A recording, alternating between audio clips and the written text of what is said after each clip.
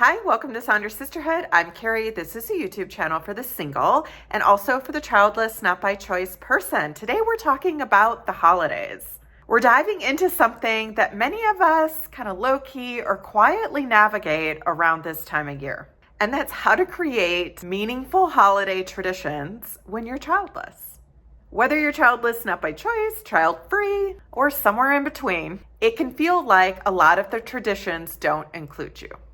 Holidays are really marketed toward and discussed around being very family-centric and defining family pretty narrowly as parents and children. There's the kids and the parents in the matching pajamas, grandparents visiting. The elf on the shelf is still something that's been around forever and doesn't feel like it's going away. Those perfect holiday photos. When all of that's circulating and your life looks different than that, it can feel like the holidays aren't for you, like these celebrations exclude you. It can feel like you're peeking in through the window and the rest of the world is engaging in something that you don't have access to, or that's too painful to try and engage in. So yeah, I think a lot of the media, a lot of the things that we see don't take into account people who are going through really hard things or whose life looks a little bit different. And so that's why it's important that we design our own. We get to reclaim the holiday and what it means and what we do and how we think about it. So today I'm going to be sharing some inspiration, some mindset shifts, and some things to help you create a holiday season that's joyful, meaningful, fulfilling, and that's aligned with your life. So let's get going. So before we talk about the traditions, let's talk about what's the holiday feeling you're going for, or what vibe are you looking to try and create? What do I want the holidays to feel like for me? Not what you think you should be doing, not what everyone else is necessarily doing, maybe not even what you grew up with, not what you see on Instagram or social media, or what everyone else is telling you. But you, how do you want to feel? Do you want it to be peaceful, relaxing, cozy, luxurious, spiritual, adventurous, connected, quiet? We got to identify the vibe that we're going for. We need to know where we want to land in order to know how to get there. And so once you identify how you want to feel, then you can start to build the traditions around that feeling that you would like. And the really good news is you get to do this every year if you want to. What is the vibe you're going for? Once you identify the feeling you want, then you can intentionally set up events or circumstances or things around that versus just falling into something and then who knows where it's going to land, but you're being intentional. So here are some ideas. The solo travel. Traveling alone can mean that there's no pressure. If you don't like itineraries, you don't need to have an itinerary. If you love itineraries, you get to choose all that you do that's on it.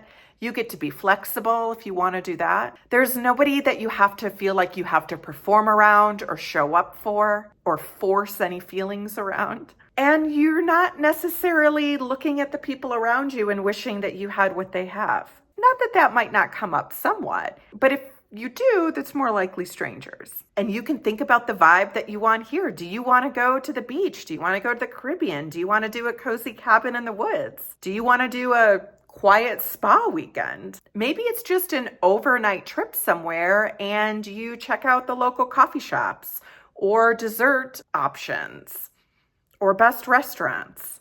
It can be as big or as little as you want. But the whole idea is you get to craft it. And if you're not sure what to do or where to go, remember, what is the feeling or the vibe that you're trying to create? Start there. If solo travel isn't something that maybe makes sense for you budget-wise, financially, or taking the time off of work, think about how you might want to set up your own home. You can have an at-home getaway or a staycation. Think about the vibe you want to set and then set it. If you want something really quiet and relaxing, think about flowers, candles, music, and you can set it up within your own space. Next, some people really love to volunteer as a way of connection with other people who might be spending the holidays a little bit differently than the mainstream. We do know that there's health benefits in giving back, getting connected. If the holidays feel really difficult for you and you feel really out of place, sometimes volunteering, working with others can be a really meaningful grounding experience. And maybe you don't necessarily do this on the day of the holiday if you don't want to do that, but it might be something you incorporate into the holiday tradition. And depending on how you feel, you can choose sort of how much you want to lean into that and how much you don't. So some examples, again, might be volunteering at a community center, volunteering at transitional housing, volunteering at a domestic violence shelter, a homeless shelter, animal rescue. Maybe it's donating gifts or things of like Toys for Tots is a big one that is popular and around. Maybe you're writing cards to people who might be in a nursing home or a hospital and don't have family and they're alone. That can be really powerful as well. And you can build a tradition around that. Maybe you have a specific thing, a specific day. In Colorado, they have 9 Gives Days. So every December 9th, it's like a big community sort of Denver Gives or Colorado Gives. Maybe you kind of make your own like personal one like that. The next thing to consider is who do you want to spend the holidays with, if anybody? Not all family are the people we share blood with and grew up with. Some of us, it's our chosen family that we feel most relaxed around and seen around. And not everybody has a chosen family. I'm aware of that. But those people who you do find as your supports, build some traditions around that. Maybe you and a friend do Christmas tea every holiday season. Maybe you do a pajama brunch. Maybe you do a movie night. Maybe you all just have a bunch of people that maybe the holidays feel a little different around, no matter what the circumstances are, and you all get together and you just talk about it and you have a soft place to land evening. Maybe there's a particular restaurant that you guys go to every season. Holiday traditions don't have to look like the big family gathering. What matters is that feeling of being seen, connecting, and some enjoyment, hopefully. And if you feel like you don't have that in your life just yet, that's okay. You can also do meaningful things with traditions that are more solo. A lot of my traditions are solo or they're with my mom when she's here. I have a lot of traditions that are with my dog, whether we do an advent calendar or I'm doing puzzles or I'm reading certain books that I really enjoy. You don't have to be a part of something large or larger in order to have a meaningful tradition. It doesn't mean that you can't start building community and start looking toward those things, but you don't have to wait for that to happen. And you won't be alone this holiday season if that's you. So this next part of building your own traditions is my favorite part of it and probably the place where I spend the most effort. And that's building personal rituals that work for you. This is what I like to do. I like softer, quieter, relaxing holidays. I like to just hang out and do the things that help me feel calm. And so I like to intersperse those throughout the whole season. So things that I like to do, I like to get candles that remind me of for me, Christmas season. I like to do simmer pots. I like to do puzzles. I like to have cozy books around. I love the Christmas tree lights. I like to go looking at lights. So these are things that help me manage stress and my mood and also feel really relaxing and grounding. They're things that I look forward to. And I've come to learn to think about those things and to think about this time of year is this is a place and a time where I can fill my cup. And I'm going to use this as an opportunity to reset around that versus allowing my brain to start to go through the Rolodex of all the things that I don't have. Because that I cannot change right now. But I can change how I think about the holidays and how I spend the holidays. So I'm thinking calm, relaxing, personal rituals. One of the other things that I want to talk about is releasing a lot of your expectations around the holidays. And a lot of these expectations are thrust upon us, they're thrown on us. Some of us might feel guilt around the holidays, loneliness around the holidays, like we should be doing XYZ. And I want us to intentionally work on releasing that.